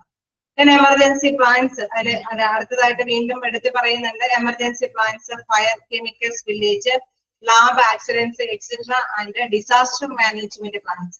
ഇവിടെ എമർജൻസി എന്ന് പറയുന്ന ആ ഒരു പ്രത്യേക രൂപരേഖയിൽ പറയുന്ന എന്താണ്? തീപിടുത്തം ഉണ്ടായാൽ, അല്ലെങ്കിൽ നമ്മുടെ രാസപ്രവർത്തനങ്ങളുടെ എന്തെങ്കിലും സ്പില്ലേജുകൾ സംഭവിച്ചാൽ, രാസവസ്തുക്കളുടെ സ്പില്ലേജ് സംഭവിച്ചാൽ, അല്ലെങ്കിൽ ലാബ് ആക്സിഡന്റുകൾ അതുമായി ബന്ധപ്പെട്ട എന്തെങ്കിലും പൊട്ടിത്തെറികളൊക്കെ സംഭവിച്ചു കഴിഞ്ഞാൽ, അല്ലെങ്കിൽ ദുരന്ത നിവാരണ മാനേജ്മെന്റ് പ്ലാനുകൾ, ഇതെല്ലാം തന്നെ അവിടെ പ്രത്യേകമായിട്ട് എടുത്ത് കാണിച്ചിരിക്കുന്നത് അല്ലെ. അതിന്റെയൊക്കെ ഓരോരോ ആക്ടുകൾ ഇങ്ങനെ വന്നു കഴിഞ്ഞാൽ നമുക്കറിയാം, നമ്മൾ സ്പില്ലേജ് വേസ്റ്റ് ഒക്കെ പഠിച്ചപ്പോഴേ കണ്ടായിരുന്നു ലാബിലൊക്കെ സ്പില്ലേജ് വേസ്റ്റ് വരാനായിട്ടുള്ള സാധ്യതകൾ ഉണ്ട് എന്നുള്ളത്. അപ്പൊ അതിന് വേണ്ടിയിട്ടുള്ള നടപടിക്രമങ്ങളൊക്കെ നമ്മൾ ജസ്റ്റ് ഒന്ന് പറയായിരുന്നു. എന്ന് പറഞ്ഞ മാതിരി ഇവിടെ അത്തരത്തിലുള്ള സംഭവങ്ങൾ വരുമ്പോൾ എന്തൊക്കെയാണ് ചെയ്യേണ്ടതെന്നുള്ള മുൻകരുതൽ പ്ലാനുകളും കാര്യങ്ങളൊക്കെ അവിടെ ഉണ്ടായിരിക്കും. എന്താണ്? കോൺസ്റ്റന്റ് പവർ സപ്ലൈ അല്ലെ, എപ്പോഴും നമുക്ക് ഇലക്ട്രിസിറ്റിക്ക് ഇലക്ട്രിസിറ്റി വിതരണത്തിന് തടസ്സങ്ങളൊന്നും ഉണ്ടാവരുത്, അത് നിലനിർത്തിക്കൊണ്ട് പോകണം. വെന്റിലേഷൻ, എൻവയോൺമെന്റ് കൺട്രോൾ, അതായത് temperature, humidity etcetera and lighting arrangements. അതായത് ഇങ്ങനെയൊക്കെ അല്ലെ നമുക്ക് എൻവയോൺമെന്റൽ ആയിട്ടുള്ള എന്തെങ്കിലും പ്രോബ്ലംസ്, അതേമാതിരി തന്നെ കാറ്റൊക്കെ പ്രവേശിക്കുന്ന കൂട്ടത്തില്, പിന്നെ എന്താണ് ചൂട് കൂടുമ്പോഴോ അല്ലെ നമുക്കറിയാം ഈർപ്പമൊക്കെ വരുമ്പോൾ തീർച്ചയായിട്ടും ഈ ടെസ്റ്റിങ്ങും കാര്യങ്ങൾക്കൊക്കെ എന്തെങ്കിലും എഫക്റ്റ് വരികയാണെങ്കിൽ അതിനനുസരിച്ചിട്ടുള്ള അറേഞ്ച്മെന്റ്സ് എല്ലാം തന്നെ അവിടെ ഉണ്ടായിരിക്കണം. ഇടിമിന്നലും കാര്യങ്ങളോ അല്ലെങ്കിൽ എന്തെങ്കിലും വരുമ്പോൾ അല്ലെ അതിനെ എഫക്ട് ചെയ്യരുത്, അവിടുത്തെ ടെസ്റ്റിങ്ങും കാര്യങ്ങൾക്കൊന്നും എഫക്ട് ചെയ്യാതിരിക്കാനുള്ള അറേഞ്ച്മെന്റ്സ് അവിടെ ചെയ്തിട്ടുണ്ടായിരിക്കുക. എന്താണ്? Communication facility with referral centres. അതായത് ആശയവിനിമയം നടത്താനായിട്ട് അല്ലെ റെപ്രസെന്റേറ്റീവ്സുമായിട്ട് ആശയവിനിമയം നടത്താനുള്ള സൗകര്യങ്ങൾ ഉണ്ടായിരിക്കണം. Transport of specimen sample to refer centres, അതായത് നമ്മളുടെ പരിശോധിക്കാൻ നിൽക്കേണ്ട സാമ്പിളുകളും കാര്യങ്ങളൊക്കെ അല്ലെ ആ സെന്ററുകളിലേക്കൊക്കെ എത്തിക്കാനായിട്ടുള്ള സൗകര്യങ്ങള്. പിന്നെ ലാബ് ഏരിയ ദാറ്റ് കണ്ടെയ്ൻ എന്താണ് carcinogens, radioisotopes, biohazards and lasers should be correctly marked with the proper warning signs. കാരണം ഇതെല്ലാം നമുക്കറിയാം ഡേഞ്ചറസ് ആണ് അല്ലെ. കാർസിനോയിഡ്സ് എന്ന് പറയുമ്പോൾ രാസപ്രവർത്തനത്തിന് സാധ്യതയുള്ള സംഭവങ്ങൾ അല്ലെ. നമ്മൾ നേരത്തെ റേഡിയോളജിയിലൊക്കെ കാര്യങ്ങളൊക്കെ കണ്ടപ്പോ പറഞ്ഞിരുന്നു. ചില ഇതുകളല്ലേ ലാബിലൊക്കെ ടെസ്റ്റുകൾക്കൊക്കെ ഇത് അല്ലെ ടെസ്റ്റുകളൊക്കെ നടത്താനായിട്ട് റേഡിയേഷനൊക്കെ അല്ലെ. അപ്പൊ ചെറിയ രീതിയിലൊക്കെ റേഡിയോ ഐസോട്ടോപ്സുകൾ അല്ലെങ്കിൽ ബയോ ഹസാർഡ്സ് വേസ്റ്റുകളൊക്കെ അതിനൊക്കെ കൃത്യമായിട്ട് തന്നെ അല്ലെ അതൊക്കെ കൈകാര്യം ചെയ്യാനായിട്ടുള്ള സാധ്യതകളെല്ലാം അവിടെ ഉണ്ടായിരിക്കും. എന്തിൽ അറേഞ്ച് ചെയ്തിരിക്കണം? ലാബില് അറേഞ്ച് ചെയ്തിരിക്കണം. അപ്പൊ ലാബ് എന്ന് പറയുമ്പോൾ നമുക്കറിയാം ഈ സംഭവങ്ങളൊക്കെ ഉണ്ടാവാനായിട്ടുള്ള സാധ്യതകളുണ്ട് അല്ലെ. അപ്പൊ ഇങ്ങനെയുള്ള സാധ്യതകൾ ഉണ്ടെങ്കിൽ അത് അറേഞ്ച് ചെയ്യണം. പിന്നെ അത് മാത്രമല്ല പ്രോപ്പർ വാർണിംഗ് സൈനുകളും അത് നമുക്ക് അറിയാം. ബയോ ഹസാർഡ് വേസ്റ്റ് ഒക്കെ കൈകാര്യം ചെയ്യണമെങ്കിൽ സെപ്പറേറ്റ് ബിന്നുകളൊക്കെ വേണം എന്നൊക്കെ നമ്മൾ പറഞ്ഞു അല്ലെ. അപ്പൊ അത്തരത്തിലുള്ള സൈനോട് കൂടിയ കാര്യങ്ങൾ അല്ലെ നമ്മളിപ്പോ ഇൻ കേസ് രാസപ്രവർത്തനത്തിൻ്റെതായിട്ടുള്ള കാര്യങ്ങളൊക്കെ കൈകാര്യം ചെയ്യുമ്പോൾ അതിൻ്റെതായ പ്രൊട്ടക്ഷൻ കിട്ടുന്ന തരത്തിലുള്ള സൈനുകളൊക്കെ അവിടെ പ്രത്യേകം നോട്ട് ചെയ്ത് കാണിച്ചിരിക്കണം.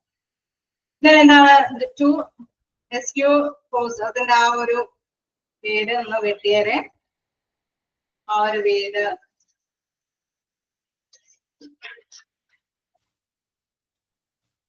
ക്രോസ് കണ്ടാമിനേഷൻ അല്ലെ. അവിടെ ഒരു പേര് എന്ന് പറയുന്നത് അവോയ്ഡ് ക്രോസ് കണ്ടാമിനേഷൻ എന്നാണ് കേട്ടോ. നിങ്ങളുടെ കറക്റ്റ് ആക്കിയിട്ടുണ്ടോ എന്ന് അറിയില്ല. സെക്കൻഡ് ലാസ്റ്റ് പോയിന്റിന്റെ to avoid cross contamination.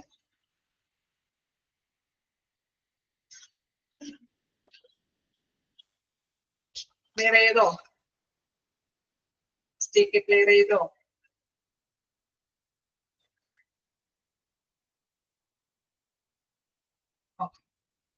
അപ്പൊ എന്താണ് to avoid cross contamination, the basic infrastructure facilities should have a separated designated area for reception, for specimen collection, for waiting, work area, disposal area, cleaning of glassware vessels, toilet facilities for staff and for patients. അപ്പൊ ഇത് ഇത്തരത്തിലുള്ള കാര്യങ്ങൾ അതായത് separate തന്നെ ആയിരിക്കും. നമുക്കറിയാം മലിനീകൃതമായിട്ടുള്ള കാര്യങ്ങളൊക്കെ കൂടി അതിൽ കൂട്ടിക്കുഴച്ച് ടെസ്റ്റിംഗ് കാര്യങ്ങളൊക്കെ ആകുമ്പോൾ ഭയങ്കര നല്ല രീതിയിൽ തന്നെ കെയർ ചെയ്തിട്ടാണ് കൈകാര്യം ചെയ്യേണ്ടത് അല്ലെ. അപ്പൊ അതിനൊക്കെ പ്രത്യേകമായിട്ടുള്ള ഫെസിലിറ്റി സൗകര്യങ്ങളെല്ലാം കൃത്യമായിട്ട് നമ്മൾ നേരത്തെ ജസ്റ്റ് പറഞ്ഞായിരുന്നു. ഇത്തരത്തിലുള്ള ബയോഹസാർഡ് വേസ്റ്റ് പോലെയുള്ള കാര്യങ്ങൾക്കൊക്കെ കൃത്യം ലേബൽ ചെയ്തിട്ടുള്ള ഓരോരോ പ്ലേസുകളും കാര്യങ്ങളൊക്കെ ഉണ്ടായിരിക്കണമെന്ന് പറഞ്ഞു.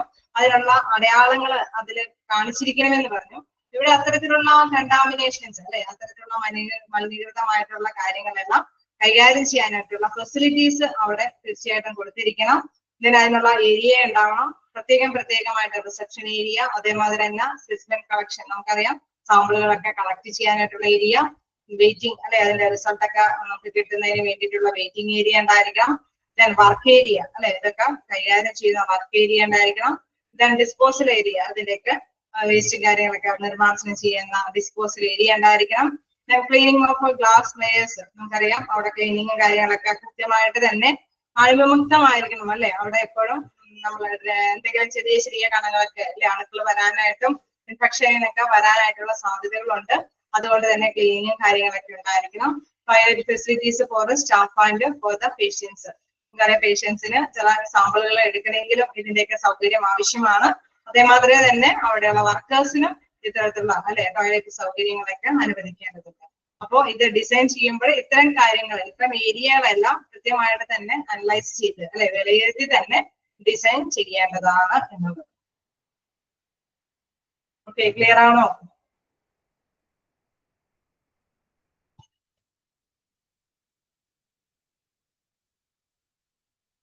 എന്തെങ്കിലുമൊക്കെ പോയിന്റ് വിട്ടുപോയിട്ടുണ്ടെങ്കിൽ ചോദിക്കാട്ടോ.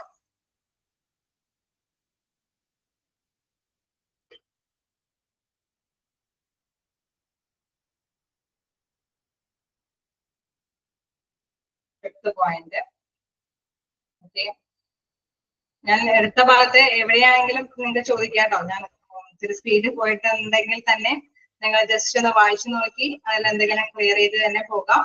ഒത്തിരി സ്പീഡിൽ പോകുന്ന ആവശ്യമില്ല, നമുക്ക് നോക്കാം. അപ്പൊ എന്തെങ്കിലും ഡൗട്ടുകൾ ഉണ്ടെങ്കിൽ ചോദിച്ചു പോകാം. ഫിഫ്ത്ത് പോയിന്റ് നോക്കാം. Ventilation, environment control, temperature, humidity etcetera and lighting arrangements. അതായത് നമ്മളിപ്പോ ഡിസൈൻ ചെയ്യുമ്പോൾ ശ്രദ്ധ കേന്ദ്രീകരിക്കണം അല്ലെ. നല്ല ഒരു വെന്റിലേഷൻ സൗകര്യം നമുക്കറിയാം. വായു വെളിച്ചം ആവശ്യത്തിന് കടന്നു വരണം അല്ലെ. അത് പ്രകൃതിയിൽ നിന്ന് തന്നെ നമുക്ക് ലഭ്യമാകേണ്ടതുണ്ട്. കറക്റ്റ് ആയിട്ട് ഇടുങ്ങി കൂടിയ രീതിയിലുള്ള പ്ലേസിലൊന്നായിരിക്കരുത് ലാബ് സജ്ജമാക്കേണ്ടത്. അതിനാവശ്യമായിട്ടുള്ള വെന്റിലേഷൻസ് ഒക്കെ അല്ലെ, വായു വെളിച്ചൊക്കെ കടന്നു പോകാനുള്ള വെന്റിലേഷൻ സൗകര്യം ചെയ്യണം. എൻവയറമെന്റൽ കൺട്രോൾ എന്ന് പറയുമ്പോൾ നമുക്കറിയാം ചൂട് അല്ലെ, ചൂട് അല്ലെങ്കിൽ ഈ പറഞ്ഞ ഈർപ്പം അല്ലെ, ഇതൊക്കെ വരാനായിട്ടുള്ള ടെമ്പറേച്ചറും ഹ്യൂമിഡിറ്റി ഒക്കെ ഉണ്ടാവാനായിട്ടുള്ള സാധ്യതകൾ ഉണ്ടെങ്കിൽ അതിനെ മുൻകൂട്ടി കണ്ടുകൊണ്ട് നമുക്കറിയാം ചില സ്പേസുകളിലൊക്കെ ഒരുപക്ഷെ ചിലപ്പോൾ എന്താണ് എയർ കണ്ടീഷൻ്റെ ഒക്കെ ആക്കുകയാണെങ്കിൽ അതിനും അല്ലെ അതിനൊക്കെയുള്ള സൗകര്യങ്ങളെല്ലാം കൃത്യമായിട്ട് തന്നെ അറേഞ്ച് ചെയ്യാം. ഈ ഒരു ഡിസൈൻ ചെയ്യുമ്പോഴാണ് അതൊക്കെ ശ്രദ്ധ കേന്ദ്രീകരിച്ച് ചെയ്യേണ്ടത് അല്ലെ. കൂടുതൽ ടെമ്പറേച്ചർ വരാൻ പാടില്ലാത്ത കാര്യങ്ങൾ ഉണ്ടാവാം, അല്ലെങ്കിൽ ഹ്യൂമിഡിറ്റി ഒക്കെ എഫക്ട് ചെയ്യുന്നതൊക്കെ ഉണ്ടാവാം. അപ്പൊ അതൊന്നും നമുക്കറിയാം എപ്പോഴും അല്ലെ അണുക്കൾ നശിച്ചു പോകാനായിട്ട് എപ്പോഴും എന്താണ് എയർ കണ്ടീഷൻഡ് ആയിട്ടുള്ള പ്ലേസ് അല്ലെ, അതിന്റെ ബാക്ടീരിയയുടെ ഒക്കെ ഗ്രോത്ത് നിലച്ചു പോകണമെങ്കിൽ തീർച്ചയായിട്ടും അതിനുള്ള സൗകര്യങ്ങൾ ഉണ്ടായിരിക്കണം. പക്ഷെ അവിടെ ഒന്നും ഈർപ്പം വരാനും പാടില്ല അല്ലെ. അപ്പൊ അതൊക്കെ ശ്രദ്ധ കേന്ദ്രീകരിച്ചിട്ട് വേണം ഡിസൈൻ ചെയ്യാനായിട്ട്. അതേമാതിരി തന്നെ ലൈറ്റിംഗ് അറേഞ്ച്മെന്റ്. അപ്പൊ നമുക്ക് അറിയാം വെളിച്ചത്തിന്റെ മാത്രമല്ല ഇടിമിന്നൽ പോലെയുള്ള എന്തെങ്കിലും ത്രട്ടനിങ് അല്ലെ, അതിനുള്ള സംഭവങ്ങളും എന്തെങ്കിലും എൻവയറമെന്റൽ ആയിട്ടുള്ള എല്ലാ കാര്യങ്ങളും കൂടി ശ്രദ്ധ കേന്ദ്രീകരിച്ചിട്ടായിരിക്കണം ഇത് കൈകാര്യം ചെയ്യുന്നത്. അപ്പൊ വായും വെളിച്ചും അല്ലെങ്കിൽ ചൂടും അല്ലെ ഈർപ്പവും ഇതെല്ലാം കൂടി നമുക്ക് ഡിസൈൻ ചെയ്യുമ്പോഴും അവർക്ക് അതിനനുസരിച്ചിട്ടുള്ള കൺട്രോളിങ് കാര്യങ്ങളൊക്കെ രൂപകൽപ്പന ചെയ്യുമ്പോഴും ശ്രദ്ധ കേന്ദ്രീകരിക്കണം എന്നുള്ളതാണ്. ലാസ്റ്റ് പോയിന്റ് വരുന്നത് എന്താണ്? ലാസ്റ്റ് പോയിന്റ് നമ്മൾ എടുത്തിട്ടില്ല ഇതുവരെയും അല്ലെ, നമ്മൾ സെക്കൻഡ് ലാസ്റ്റ് പോയിന്റ് വരെ പറഞ്ഞിട്ടുള്ളൂ. ഇതുവരെയും ജസ്റ്റ് ഒന്ന് വായിച്ചു നോക്കാം. എന്തെങ്കിലും പോയിന്റ് എന്തായെങ്കിലും ചോദിച്ചു പോകാം.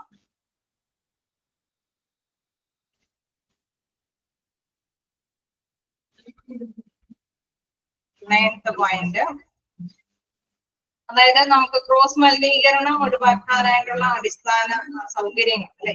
അത് ഇപ്പൊ നമുക്കറിയാം ചിലരെ ടെസ്റ്റിങ്ങും കാര്യങ്ങളൊക്കെ പനിയും കാര്യങ്ങളൊക്കെ അല്ലെ, ടെസ്റ്റിങ്ങിന് വരുമ്പോൾ ആ പനിയും കാര്യങ്ങളൊക്കെ അവിടെ ഉണ്ടാകും. അതേമാതിരി തന്നെ സാമ്പിളുകൾ കൊണ്ടുവരുമ്പോഴും അതിന്റെ ഒരു ടെസ്റ്റിംഗ് കാര്യങ്ങളൊക്കെ കഴിഞ്ഞിട്ടും അത് അല്ലെ ആവശ്യമില്ലാത്തൊക്കെ ഡിസ്പോസ് ചെയ്യേണ്ടതുണ്ട്. അങ്ങനെ പല പല കാര്യങ്ങൾ ഈ ഒരു ലാബില് നടക്കുന്നുണ്ട് അല്ലെ. ഓരോന്ന് സാമ്പിൾ കളക്ട് ചെയ്യുന്നതുമായി ബന്ധപ്പെട്ടിട്ടുണ്ട്, ടെസ്റ്റ് ചെയ്യുന്നതുമായി ബന്ധപ്പെട്ടിട്ടുണ്ട്. അങ്ങനെയുള്ള എല്ലാ കാര്യങ്ങളിലും എന്താണ് ഇതിന്റെ വേസ്റ്റുകളെല്ലാം കൈകാര്യം ചെയ്യേണ്ടതുണ്ട് അല്ലെ. അപ്പൊ അങ്ങനെ ക്രോസ് മലിനീകരണം ഒക്കെ ഒഴിവാക്കാൻ വേണ്ടിയിട്ടുള്ള ഇൻഫ്രാസ്ട്രക്ചർ അത് നമുക്കറിയാം.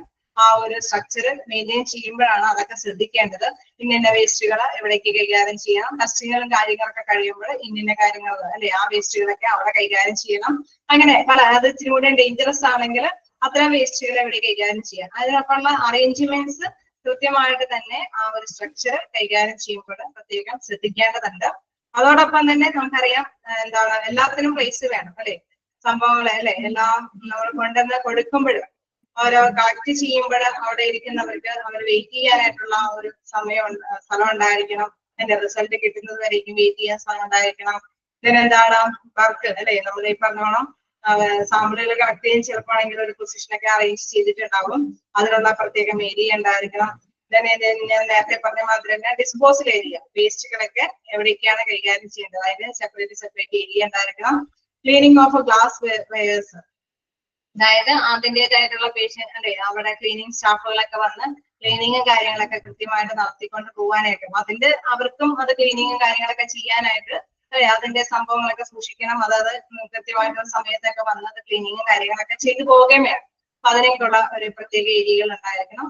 Then toilet facilities for staff and for patients, അതായത് നമുക്കറിയാം ഇതിന്റെ സാമ്പിളുകൾ കളക്ട് ചെയ്യേണ്ടി വരുമ്പോഴും പേഷ്യൻസിന് കൈകാര്യം ചെയ്യാനായിട്ടുള്ള പ്ലേസ് അത് മസ്റ്റാണ് അല്ലെ. യൂറിന്റെ ഒക്കെ ടെസ്റ്റും കാര്യങ്ങൾക്കൊക്കെ തീർച്ചയായിട്ടും ടൈമിലൊക്കെ എടുക്കേണ്ടി വരും. അപ്പൊ അവർക്ക് വേണ്ടിയിട്ട് സെപ്പറേറ്റ് തന്നെ കൈകാര്യം ചെയ്യേണ്ടതായിട്ട് വരും.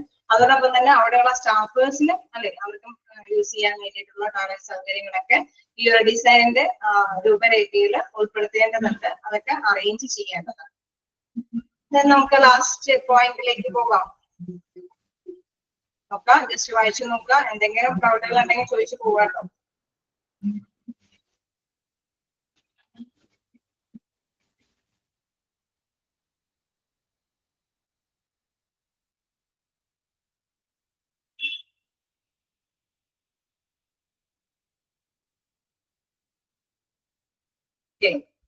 നമുക്ക് ലാസ്റ്റ് പോയിന്റിലേക്ക് പോകാം. ഇതാണ് specimen or A sample slide storage facility including cold storage wherever applicable only applicable. അതൊരു പോയിന്റ് ആയിട്ട് നോക്കാം. അതായത് ആ ഒരു സെന്റൻസ് ജസ്റ്റ് നോക്കാം. Specimen or A sample slide storage facility including cold storage wherever applicable. അതായത് നമുക്ക് ചിലപ്പോഴൊക്കെ അല്ലെ നമ്മളിപ്പോ കോൾഡ് സ്റ്റോറേജിൽ സൂക്ഷിച്ച് വെക്കേണ്ട എന്തെങ്കിലും സാമ്പിളുകളൊക്കെ ഉണ്ടാവും. അപ്പൊ അത്തരത്തിലുള്ള സാമ്പിളുകളൊക്കെ കളക്ട് ചെയ്തിട്ട് അത് ഫ്രീസറിൽ അല്ലെ അവിടേക്ക് സാമ്പിളുകളൊക്കെ കളക്ട് ചെയ്ത് കൊണ്ടുവന്ന് വെക്കണം. അതല്ലെങ്കിൽ മറ്റേതെങ്കിലും സാമ്പിളുകൾ നമുക്കറിയാം അത് എവിടെയാണ് സ്വീകരിച്ച് കൈകാര്യം ചെയ്യേണ്ടത് ആ രീതിയിൽ തന്നെ സ്വീകരിക്കാനുള്ള ഓപ്ഷൻസ് ഒക്കെ ഉണ്ടായിരിക്കും. പിന്നെ എന്താണ് പറയുന്നത്, only authorised personal should have access to examination area, record keeping area. അതായത് നമുക്കറിയാം ഇത്തരത്തിലുള്ള എല്ലാ പ്ലേസുകളിലേക്കും നമ്മൾ പേഷ്യൻസിനെ ഒന്നും അല്ലെ വിസിറ്റേഴ്സിനൊന്നും കടത്തിവിടാറില്ല. കാരണം ഇന്ന കാര്യങ്ങൾക്ക് മാത്രമാണ് പേഷ്യൻസിനെ വിളിച്ച് അവരെ സാമ്പിളുകളൊക്കെ കളക്ട് ചെയ്തിട്ട് അവർക്ക് റിസൾട്ടുകളൊക്കെ പ്രൊവൈഡ് ചെയ്യുന്നത് അല്ലെ. അതേമാതിരി തന്നെ മറ്റ് എക്സാമിൻ പരിശോധന ഏരിയകളിലേക്കും അല്ലെങ്കിൽ റെക്കോർഡുകളൊക്കെ സൂക്ഷിക്കുന്ന ഏരിയകളിലേക്കൊക്കെ അതിന് അനുയോജ്യമായ അല്ലെ അതിന് അധികാരമുള്ള ഓതറൈസ്ഡ് പേഴ്സൺസ് മാത്രമാണ് അവിടെ ഡീൽ ചെയ്യേണ്ടത്. ആ ഏരിയയിലേക്ക് അവർക്ക് മാത്രമാണ് പ്രവേശനം അനുവദിക്കാൻ പാടുള്ളൂ. അപ്പൊ ഡിസൈൻ ചെയ്യുമ്പോൾ നമുക്കറിയാം ഇത് അല്ലെ എല്ലാവർക്കും വരാൻ പറ്റുന്ന അല്ലെ പേഷ്യൻസിനെ എല്ലാം അഭിമുഖീകരിക്കാൻ പറ്റുന്ന ഏരിയ ഡിസൈൻ ചെയ്യുമ്പോൾ അതനുസരിച്ചിട്ട് ഡിസൈൻ ചെയ്യുക. അതേസമയം വർക്കുകളും കാര്യങ്ങളും ചെയ്യുമ്പോൾ അല്ലെങ്കിൽ എന്താണ് ഈ പറഞ്ഞ പരിശോധനകളും കാര്യങ്ങളും നടത്തേണ്ട വ്യക്തികൾക്ക് അല്ലെ അവർക്ക് മാത്രം പ്രവേശനമുള്ള ഏരിയ അതനുസരിച്ചിട്ട് ഒക്കെ ഡിസൈൻ ചെയ്യുക. അപ്പൊ നമുക്കറിയാം ആ ഡാറ്റകളൊക്കെ സുരക്ഷിതമായിട്ട് തന്നെ സൂക്ഷിക്കാനായിട്ട് സാധിക്കുകയും ചെയ്യും. പരിശോധനകളൊക്കെ മറ്റുള്ളവരെ സാന്നിധ്യത്തിൽ അല്ലാതെ തന്നെ പരിശോധനകളൊക്കെ കാര്യങ്ങളൊക്കെ നടത്താനൊക്കെ ആയിട്ട് സാധിക്കുന്നു. അപ്പൊ ഈ നമ്മൾ ജസ്റ്റ് നേരത്തെ കണ്ടായിരുന്നു പ്രധാനമായിട്ടും പേഷ്യൻസിനും അവിടെയുള്ള വർക്കേഴ്സിനാണ് ഈ ഒരു ലാബ് അല്ലെ അവർക്ക് അനുയോജ്യമായ രീതിയിൽ ആയിരിക്കണം പ്രധാനമായിട്ടും ഡിസൈൻ ചെയ്യേണ്ടത്. അതാണ് ഇതിലെടുത്ത് പറയുന്ന മാറ്റേഴ്സ്. ജസ്റ്റ് വായിച്ചു നോക്കാം.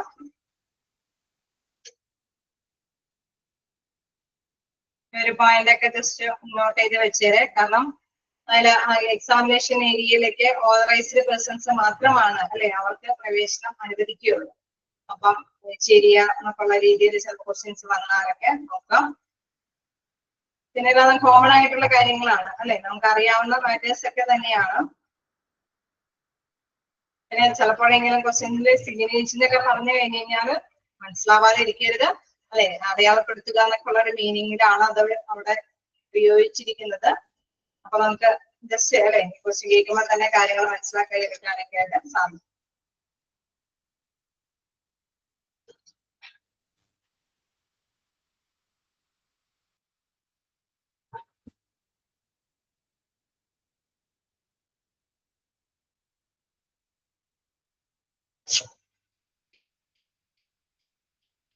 ജസ്റ്റ് ഒന്ന് വായിച്ചു നോക്കാം. ഇതിൽ കുറച്ച് അബ്രിവേഷൻസ് ആണ് കൂടുതലും ഉള്ളത്. ആ അബ്രിവേഷൻസ് എല്ലാം കൃത്യമായിട്ട് നിങ്ങൾ നോട്ട് ചെയ്തിരുന്നോ? എന്തെങ്കിലും കിട്ടാത്തതുണ്ടോ?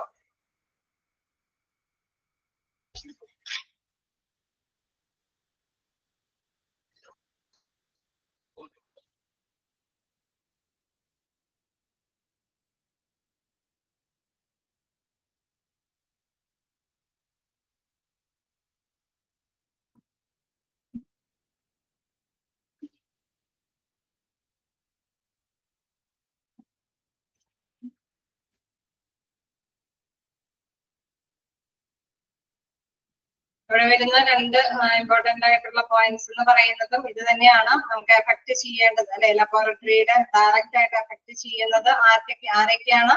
ഒന്ന് റിസർച്ച് ഡാറ്റയെയും പിന്നെ ഒന്ന് എന്താണ് സേഫ്റ്റി ഓഫ് ലബോറട്ടറി വർക്കേഴ്സിന്റെ അതാണ് എഫിഷ്യൻസി അല്ലെ അവരെയാണ് കൂടുതലായിട്ട് എഫക്ട് ചെയ്യുന്നത്. തന്നെ വീണ്ടും അവരുടെ റെസ്പോൺസിബിലിറ്റി അല്ലെ ഈ റിസോഴ്സസ് ഒക്കെ അനുവദിക്കാനുള്ള ഉത്തരവാദിത്തം ആരും നിക്ഷിപ്തമായിരിക്കുന്നു എന്നുള്ള കാര്യത്തിൽ നിന്ന് അങ്ങനെ എന്തെങ്കിലും ചോദ്യം രൂപേണ ചോദിച്ചു കഴിഞ്ഞാൽ തീർച്ചയായിട്ടും എന്താണ് മാനേജ്മെന്റ് തലത്തിലാണ് അതിന്റെ റെസ്പോൺസിബിലിറ്റി അല്ലെ റെസ്പോൺസിബിലിറ്റി ടു ഇഷ്യൂ അല്ലെ ഇഷ്യൂ റിസോഴ്സസ് ഫോർ ലാബ് അല്ലെ ലബോറട്ടറിക്ക് വേണ്ടിയിട്ടുള്ള ആ റിസോഴ്സസ് പ്രൊവൈഡ് ചെയ്യേണ്ട ആ ഒരു ഉത്തരവാദിത്തം ആർക്കാണ് മാനേജ്മെന്റിലാണ് നിക്ഷിപ്തമായിരിക്കുന്നത്. ആ 2 പോയിന്റും ജസ്റ്റ് നോട്ട് ചെയ്തേര്.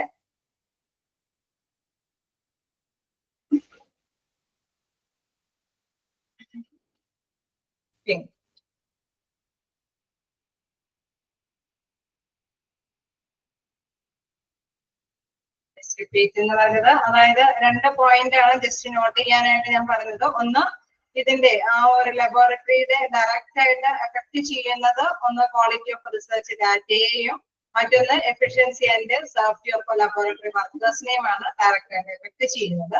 മറ്റൊരു പോയിന്റ് എന്ന് പറയുന്നത് ആരാണ് അല്ലെ പ്രൊവൈഡ് സഫീഷ്യന്റ് റിസോഴ്സസ് മാനേജ്മെന്റ് അല്ലെ മാനേജ്മെന്റ് ആണ് ഈ സഫീഷ്യന്റ് റിസോഴ്സസ് ഈ ഒരു ലബോറട്ടറിക്ക് വേണ്ടിയിട്ട് അല്ലെ ലബോറട്ടറിയുടെ പ്രവർത്തനങ്ങൾക്ക് ഫംഗ്ഷന് വേണ്ടിയിട്ട് പ്രൊവൈഡ് ചെയ്യേണ്ട ആ ഒരു റെസ്പോൺസിബിലിറ്റി ആർക്കാണുള്ളത് മാനേജ്മെന്റിനാണ് എന്നുള്ളത്.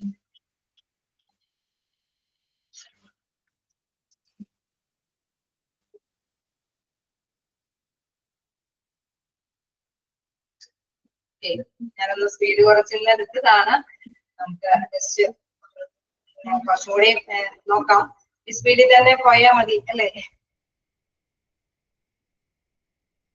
ആണോ? ഇത് മതിയോ? ഈ സ്പീഡ് തന്നെ മതിയോ?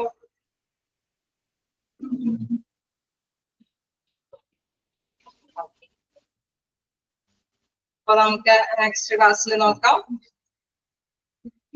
അടുത്ത ക്ലാസ്സിൽ നമുക്ക് കണ്ടിന്യൂ ചെയ്യാം. ഓക്കെ. എന്തെങ്കിലും ഡൗട്ടുകൾ ഉണ്ടോ? എന്തെങ്കിലും ഡൗട്ടുകൾ ഉണ്ടെങ്കിൽ കുറച്ച് 2-3 മിനിറ്റ് ഉണ്ട്. ആരും പുതിയത് എടുത്തിട്ടില്ല. നെക്സ്റ്റ് ക്ലാസ്സിൽ നമുക്ക് എടുക്കാം.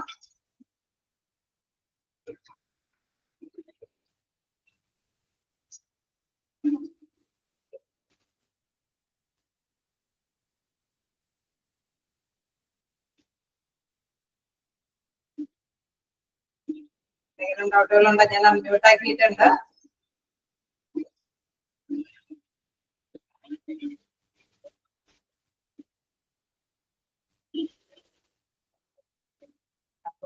ഡൗട്ടൊന്നുമില്ല. ഓക്കെ, അപ്പൊ നമുക്ക് നെക്സ്റ്റ് ക്ലാസ്സിൽ കാണാം. Thank you. Thank you, ma'am.